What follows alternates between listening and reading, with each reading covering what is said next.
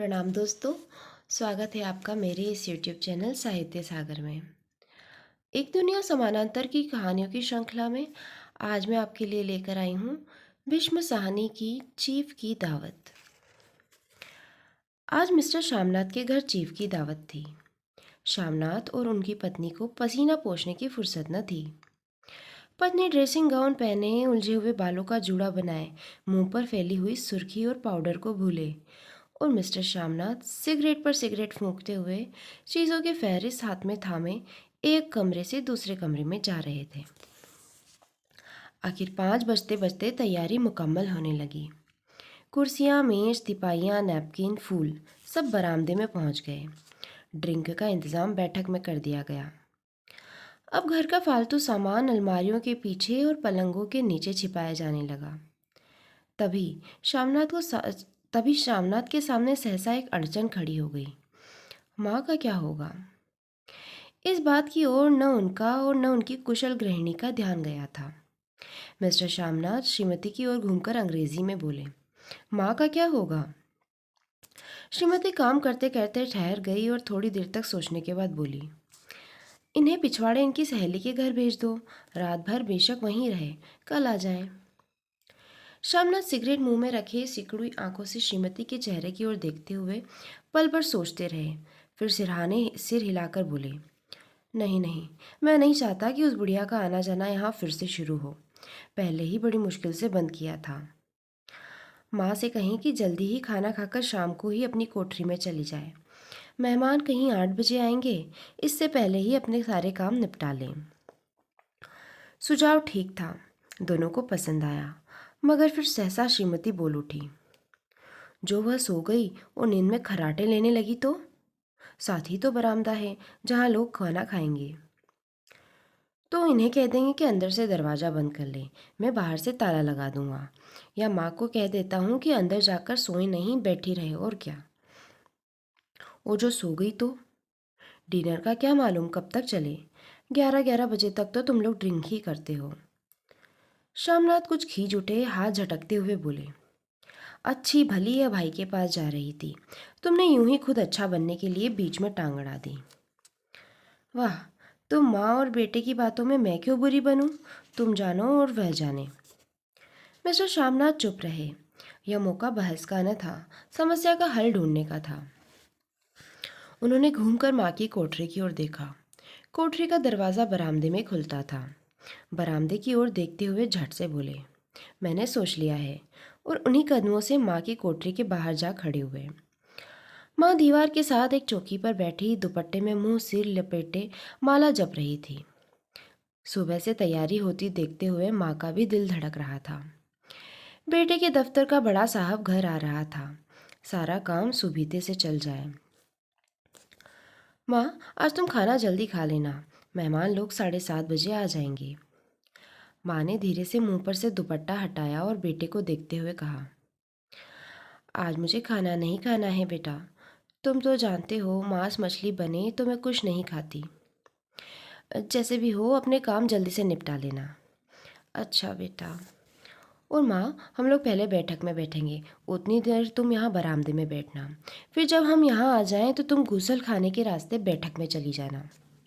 माँ अवाक बेटे का चेहरा देखने लगी, फिर धीरे से बोली, अच्छा बेटा। और माँ, आज जल्दी सो नहीं जाना, तुम्हारे खर्राटों की आवाज़ दूर तक जाती है। माँ लज्जित से आवाज़ में बोली, क्या करूँ बेटा, मेरे बस की बात नहीं है। जब से बीमारी से उठी हूँ नाक से सांस नहीं ले सकती। मिस्टर श्यामनाथ ने इंतज़ाम तो कर दिया, फिर भी उनकी उधेड़-बुन खत्म नहीं हुई। जो चिफ अचानक उधर जा निकला तो 8-10 मेहमान होंगे, देसी अफसर, उनकी स्त्रियां होंगी, कोई भी गुसल खाने की तरफ जा सकता है। क्षोभ और क्रोध में वह झुंझलाने लगी। एक कुर्सी को उठाकर बरामदे में कोठरी के बाहर रखते हुए बोले, आओ माँ, इस पर ज़रा बैठो तो। माँ माला संभालती पल्ला ठीक करती उठी और धीरे से कुर्सी पर आकर बैठ गई। यूँ नहीं माँ, टांगे ऊपर चढ़ाकर नहीं बैठते, यह खाट नहीं है। माँ ने टांगे नीचे उतार ली। और खुदा के वास्ते नंगे पाँव नहीं घूमना, नहीं वह खड़ाऊ पहनकर सामने आना। किसी दिन तुम्हारी वह खड़ाऊ तो मैं उठाकर बाहर फेंक दूंगा। माँ चुप रही। कपड़े कौन से पहनोगी माँ? जो है वही पहनूंगी बेटा, जो कहो पहन लूँ। मिस्टर श्यामनाथ सिगरेट मुंह में रखे फिर अधखुली आंखों से माँ की ओर देखने लगे और माँ के कपड़ों की सोचने लगे। श्यामनाथ हर बात में तरतीब चाहते थे। घर का सब संचालन उनके अपने हाथ में था। खूंटियाँ कमरों में कहाँ लगाई जाए, बिस्तर कहाँ पर बिछे, किस रंग के पर्दे लगाए जाए, श्रीमती कौन सी साड़ी पहने, मेज किस साइज की हो।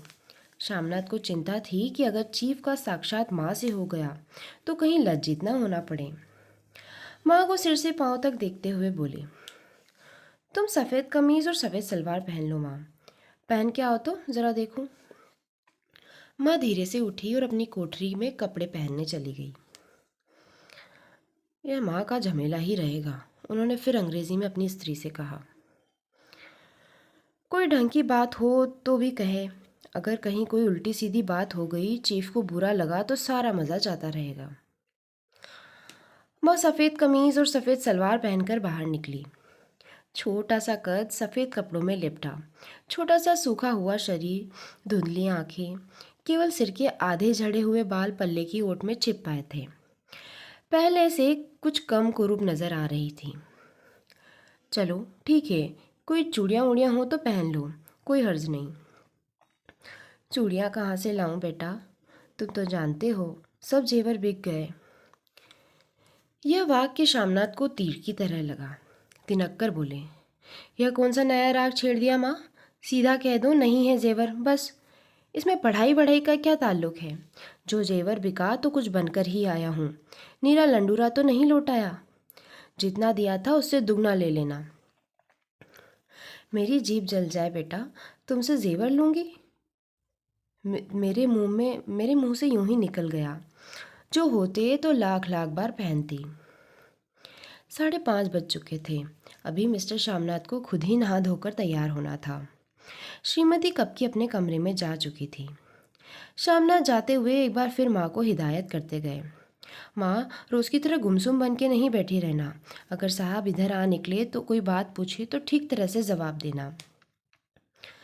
मैं ना पढ़ी ना लिखी बेटा, मैं क्या बात करूँगी। तुम कह देना माँ अनपढ़ है, कुछ जानती समझती नहीं, वह नहीं पूछेगा। 7 बजते बजते माँ का दिल धक धक करने लगा। अगर चीफ सामने आ गया और उसने कुछ पूछा तो वह क्या जवाब देगी। अंग्रेजी को तो दूर से ही देखकर घबरा उठी थी अंग्रेज़ों को तो दूर से ही देखकर घबरा उठती थी। यह तो अमेरिकी है, न मालूम क्या पूछे, मैं क्या कहूँगी। माँ का जी चाहा कि चुपचाप पिछवाड़े विधवा सहेली के घर चली जाए, मगर बेटे के हुक्म को कैसे टाल सकती थी। चुपचाप कुर्सी पर से टांगे लटकाए वहीं बैठी रही। एक कामयाब पार्टी वह है जिसमें ड्रिंक कामयाबी से चल जाए। श्यामनाथ की पार्टी सफलता के शिखर चूमने लगी। वार्तालाप उसी रो में बह रहा था जिस रो में गिलास भरे जा रहे थे।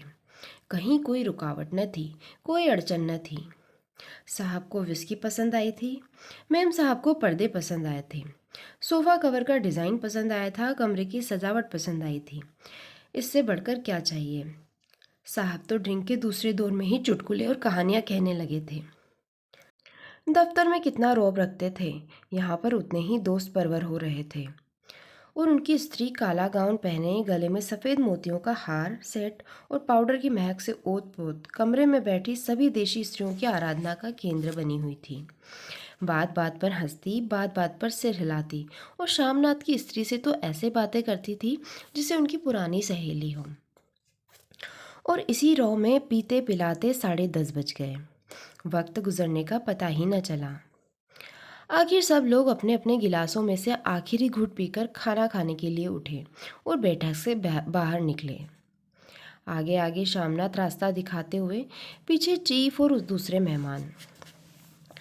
बरामदे में पहुंचते ही श्यामनाथ सहसा ठिठक गए। जो दृश्य उन्होंने देखा उससे उनकी टांगे लड़खड़ा गई और क्षण भर में सारा नशा हिरण होने लगा। बरामदे में ऐन कोठरी के बाहर माँ अपनी कुर्सी पर ज्यों की त्यों बैठी थी, मगर दोनों पांव कुर्सी की सीट पर रखे हुए और सिर दाएं से बाएं बाएं से दाएं झूल रहा था। मुंह में से लगातार गहरे खर्राटों की आवाज़ आ रही थी। जब सिर कुछ देर के लिए टेढ़ा होकर एक तरफ को थम जाता तो खर्राटे और भी गहरे हो उठते, और फिर जब झटके से नींद टूटती तो सिर फिर से बाएं झुलने लगता। पल्ला सिर पर से खिसक आया था और माँ के झरे हुए बाल आधे गंजे सिर पर अस्त व्यस्त बिखर बिखर रहे थे। देखते ही शामनाथ क्रुद्ध हो उठे। जी चाहा कि माँ को धक्का देकर उठा दे और उन्हें कोठरी में धकेल दे, मगर ऐसा करना संभव न था। चीफ और बाकी मेहमान पास खड़े थे। माँ को देखते ही देसी अफसरों की कुछ स्त्रियां हंस दी और इतने में चीफ ने धीरे से कहा, पुअर डियर। माँ हड़बड़ा के उठ बैठी। सामने खड़े इतने लोगों को देखकर ऐसी घबराई कि कुछ कहते न बना।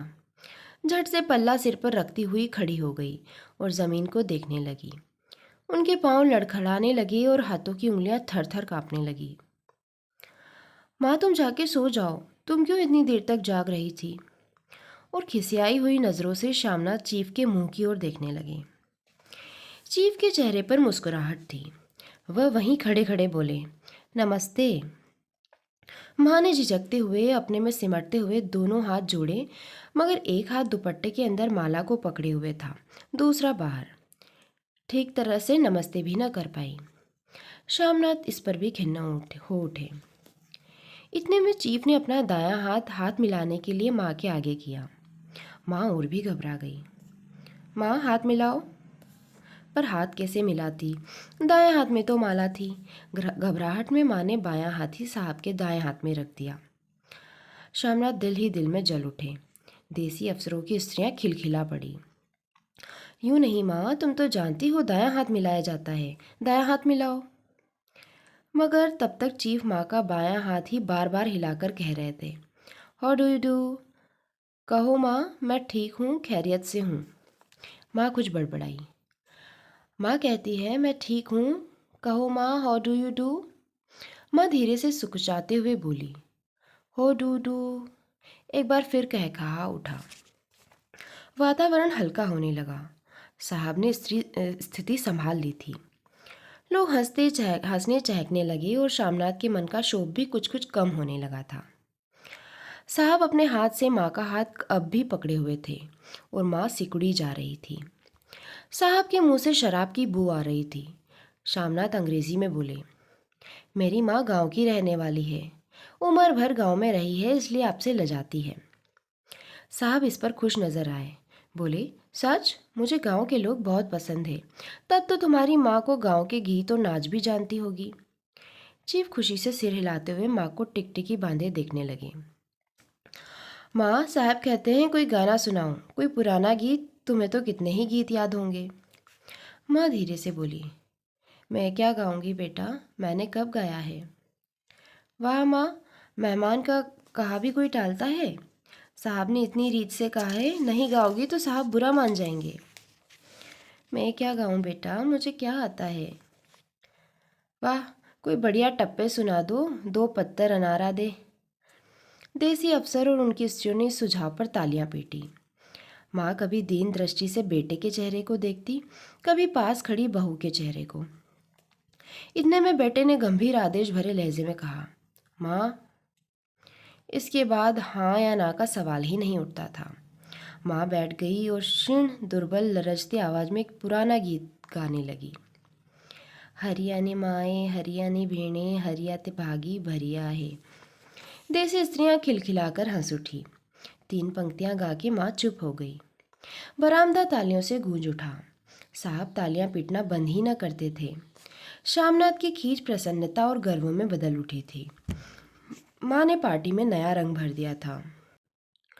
तालियां थमने पर साहब बोले, पंजाब के गांव की दस्तकारी क्या है? शामनाथ खुशी से झूम रहे थे। बोले, ओह बहुत कुछ साहब, मैं आपको एक सेट उन चीज़ों का भेंट करूंगा, आप उन्हें देखकर खुश होंगे। मगर साहब ने सिर हिलाकर अंग्रेजी में फिर पूछा, नहीं, मैं दुकानों की चीज़ नहीं मांगता। पंजाबियों के घरों में क्या बनता है, औरतें खुद क्या बनाती हैं। शामनाथ कुछ सोचते हुए बोले, लड़कियां गुड़िया बनाती है, औरतें फुलकारियां बनाती हैं। फुलकारी क्या? शामनाथ फुलकारी का मतलब समझाने की असफल चेष्टा करने के बाद माँ को बोले, क्यों माँ, कोई पुरानी फुलकारी घर में है? माँ चुपचाप अंदर गई और अपनी पुरानी फुलकारी उठा लाई। साहब बड़ी रुचि से फुलकारी देखने लगे। पुरानी फुलकारी थी, जगह जगह से उसके तागे टूट रहे थे, कपड़ा फटने लगा था। साहब की रुचि को देखकर शामनाथ बोले, यह फटी हुई है साहब, मैं आपको नई बनवा दूंगा। माँ बना देगी। क्यों माँ, साहब को फुलकारी बहुत पसंद है, इन्हें ऐसी एक फुलकारी बना दोगी ना? माँ चुप रही, फिर डरते डरते धीरे से बोली, अब मेरी नज़र कहाँ है बेटा, बूढ़ी आंखें क्या देखेगी। मगर माँ का वाक्य बीच में ही तोड़ते हुए शामनाथ साहब से बोले, वह ज़रूर बना देगी, आप उसे देखकर खुश होंगे। साहब ने सिर हिलाया, धन्यवाद किया और हल्के हल्के झूमते हुए खाने की मेज की ओर बढ़ गए। बाकी मेहमान भी उनके पीछे पीछे हो लिए। जब मेहमान बैठ गए और माँ पर से सबकी आंखें हट गई, तो माँ धीरे से कुर्सी पर से उठी और सबसे नज़रें बचाती हुई अपनी कोठरी में चली गई। मगर कोठरी में बैठने की देर थी कि आंखों से छल छल आंसू बहने लगे। वह दुपट्टे से बार बार उन्हें पहुँचती, पर बार बार उमड़ आते, जैसे बरसों का बांध तोड़कर उमड़ आए हों। माँ ने बहुतेरा दिल को समझाया, हाथ जोड़े, भगवान का नाम लिया, बेटे की चिरायु होने की प्रार्थना की, बार बार आंखें बंद की, मगर आंसू बरसात के पानी की तरह जैसे थमने में ही ना आते थे। आधी रात का वक्त होगा। मेहमान खाना खाकर एक एक करके जा चुके थे। माँ दीवार से सटकर बैठी, आंखें फाड़े दीवार को देखती जा रही थी। घर के वातावरण में तनाव ढीला पड़ चुका था। मोहल्ले की निस्तब्धता शामनाथ के घर पर भी छा चुकी थी। केवल रसोई में प्लेटों के खनकने की आवाज़ आ रही थी। तभी सहसा माँ की कोठरी का तभी सहसा माँ की कोठरी का दरवाज़ा ज़ोर से खटकने लगा। माँ, दरवाज़ा खोलो। माँ का दिल बैठ गया, हड़बड़ाकर उठ बैठी। क्या मुझसे फिर कोई भूल हो गई? माँ कितनी देर से अपने आप को कोस रही थी कि क्यों उन्हें नींद आ गई, क्यों वह ऊँघने लगी। क्या बेटे ने अभी तक क्षमा नहीं किया? माँ उठी और कांपते हाथों से दरवाज़ा खोल दिया।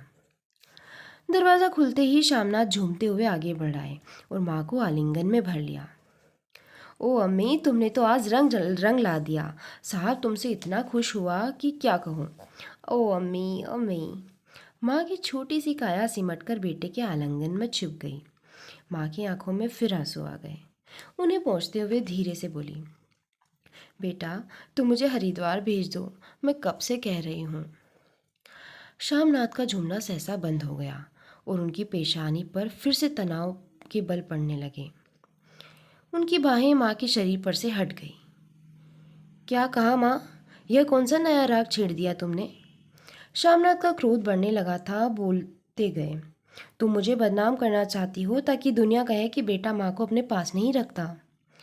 नहीं बेटा, अब तुम अपनी बहू के साथ जैसे मन चाहो रहो। मैंने अपना खा पहन लिया, अब यहाँ क्या करूँगी।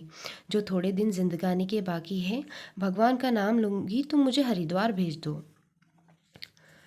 तुम चली जाओगी तो फुलकारी कौन बनाएगा? साहब से तुम्हारे सामने ही फुलकारी देने का इकरार किया है। मेरी आंखें अब नहीं हैं बेटा जो फुलकारी बना सकूं। तुम कहीं और से बनवा लो, बनी बनाई ले लो। माँ, तुम मुझे धोखा दे के यूं चली जाओगी, मेरा बनता काम बिगाड़ोगी। जानती नहीं, साहब खुश होगा तो मुझे तरक्की मिलेगी। माँ चुप हो गई, फिर बेटे के मुंह की ओर देखते हुए बोली, क्या तेरी तरक्की होगी? क्या साहब तेरी तरक्की कर देगा? क्या उसने कुछ कहा है? कहा नहीं, मगर देखती नहीं कितना खुश गया है। कहता था जब तेरी माँ फुलकारी बनाना शुरू करेगा तो मैं देखने आऊँगा कि कैसे बनती है। जो साहब खुश हो गया तो मुझे इससे बड़ी नौकरी भी मिल सकती है, मैं बड़ा अफसर बन सकता हूँ। माँ के चेहरे के रंग बदलने लगे। धीरे धीरे उनका झुर्रियों भरा मुंह खिलने लगा, आंखों में हल्की हल्की चमक आने लगी। तो तेरी तरक्की होगी बेटा। तरक्की यूं ही हो जाएगी? साहब को खुश रखूंगा तो कुछ करेगा, वरना उसकी खिदमत करने वाले और थोड़े हैं। तो मैं बना दूंगी बेटा, जैसे बन पड़ेगा बना दूंगी। और माँ दिल ही दिल में फिर बेटे के उज्जवल भविष्य की कामनाएं करने लगी। और मिस्टर शामनाथ, अब सो जाओ माँ, कहते हुए तनिक लड़खड़ाते हुए अपने कमरे की ओर घूम गए। तो दोस्तों, आप सुन रहे थे भीष्म साहनी की चीफ की दावत। आपको कहानी कैसी लगी मुझे कमेंट बॉक्स में लिखकर ज़रूर भेजना। आपके प्रेम के लिए बहुत बहुत धन्यवाद।